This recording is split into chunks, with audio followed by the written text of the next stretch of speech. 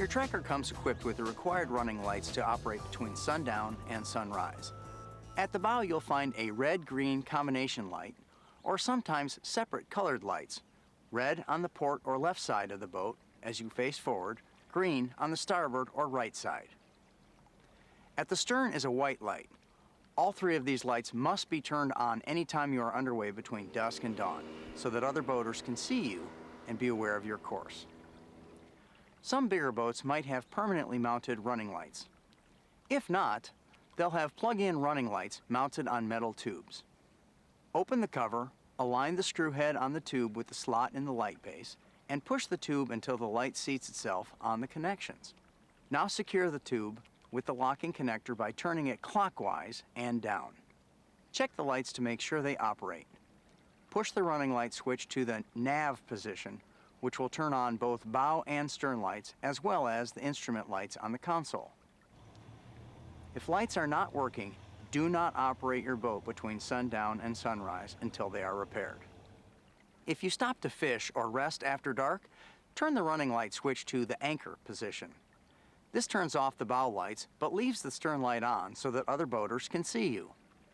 The color combination of lights you see on another boat at night indicate the direction they are traveling relative to your path or position. If you only see a white light, the boat is either going away from you or is at anchor. If you see a white and a green light, the boat is passing from left to right. If you see white and red, the boat is passing from right to left. If you see both red and green, the boat is coming towards you. Operating after dark is far more risky than running during daylight. Go slow, keep a sharp watch, and wear your PFD at all times if you must run at night. Make sure you have a powerful flashlight or spotlight to spot channel markers, debris, docks, etc. Most boats have an electric bilge pump activated by a bilge pump switch. These pumps are located in the lowest part of the boat where any water that comes aboard from rain, waves, condensation, leaks, or other sources will collect.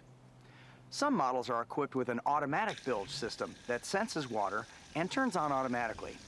Ask your dealer if your boat is so equipped or if one can be added as an option. Automatic bilge systems are turned on by a float switch that activates the pump whenever water rises above a preset level and turns it off when the water has been removed. If a float switch becomes inoperative, or you don't have one, you must activate the bilge pump with a switch on the panel. Only allow the pump to run until the water is gone. If the pump runs dry, it's likely to burn out and require replacement. It's common for a few inches of water to be found in the bilge. This is normal on all boats and not cause for concern. Large amounts of water in the bilge, on the other hand, may indicate a serious leak or other problem. If you discover more than a few gallons of water in the bilge, turn on the bilge pump to remove it and head for shore to check out where it's coming from. An automatic bilge pump requires little attention from the operator, except that the pump screen and the area around the float switch must occasionally be cleaned to prevent debris from blocking their operation. Check its operation regularly, and particularly when leaving the boat in the water for extended periods. The float switch is wired directly to the battery, so it will turn on even if the main battery switch is turned off. But if left too long, the bilge pump will run the battery down. That can get ugly. Remember that the automatic bilge pump is not foolproof. A dead battery, a broken wire, or a clogged float switch can render the automatic pump inoperative.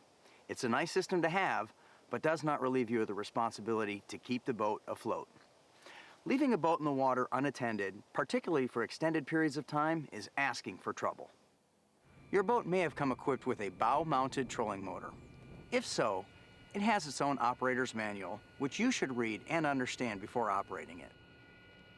Trolling motor propellers can be dangerous.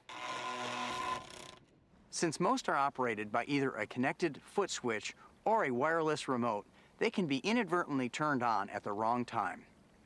It's a good idea to keep the switch off or the unit unplugged when not in use. The trolling motor is usually powered by its own deep cycle battery, or sometimes 2 or even 3. Isolating the trolling motor batteries protects the main batteries from being inadvertently discharged, leaving you and your crew stranded. But because these batteries are isolated from the main engine system and are not automatically recharged by the engine's electrical system, you'll need to recharge the trolling motor batteries using a portable or onboard charger at the end of the day. The onboard system is the simplest to use. Simply plug it into an outlet. Check with your tracker dealer or service center to acquire the system if you don't already have it installed. Hooking up jumper cables or a portable battery charger can create sparks and ignite explosive gases. Open the compartment to allow venting during charging and follow the instructions provided with the charger carefully to avoid danger. Red, positive, black, negative. Don't get these backwards. Crossing the positive terminal with any grounded metal will cause a short circuit and lots of sparks. Not a good scenario in a closed compartment where there might be residual gasoline or oil in the bilge. The live well, if you're so equipped, also runs off the main battery system. The outside water is drawn in via an electric pump, and excess water overflows through an overflow tube.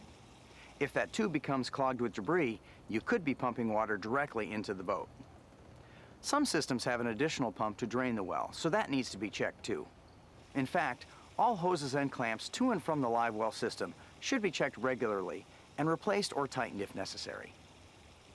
Excessive live well operation without either charging the batteries or running the boat to charge the batteries could leave you with plenty of fish but no way to get them home. As you may have surmised by now, the battery system is pretty important to the operation of your boat. At least twice a year, check the fluid level and clean the terminals if necessary. Distilled water is best for refill, but remember to not overfill. Leave a little space for heat expansion. Your steering system will either be a cable-driven mechanical system or you might have hydraulic steering. Check for smooth and easy operation. Lubricate the cables monthly and check fittings for tightness on the mechanical system. With hydraulic steering, it's best to have the system serviced by your tracker service center twice a year or anytime you notice steering becoming either spongy or erratic. There are refill kits available, but if you're losing hydraulic fluid, you should have a trained service tech check it out.